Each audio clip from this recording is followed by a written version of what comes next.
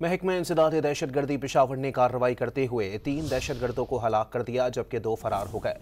कार्रवाई पेशावर के अज़ाखेल रोड अखवन बाबा कब्रिस्तान पुलिस स्टेशन मतनी के हुदूद में की गई। हलाक दहशतगर्दों से 3 क्लाशनकोफ, 9 मैगजीन और मुतअद्दिद कारतूस बरामद हुए। महकमा इंसदाद दहशतगर्दी पेशावर ने कार्रवाई करते हुए 3 दहशतगर्दों को हलाक कर दिया जबकि 2 फरार हो गए। कार्रवाई पेशावर के अज़ाखेल रोड अखवन बाबा कब्रिस्तान पुलिस स्टेशन मतनी के हुदूद में की गई। हलाक दहशतगर्दों से 3 क्लाशनकोफ, 9 मैगजीन और मुतअद्दिद कारतूस बरामद हुए। महकमा इंसदाद दहशतगर्दी पेशावर ने कार्रवाई करते हुए 3 दहशतगर्दों को हलाक कर दिया जबकि 2 फरार हो गए।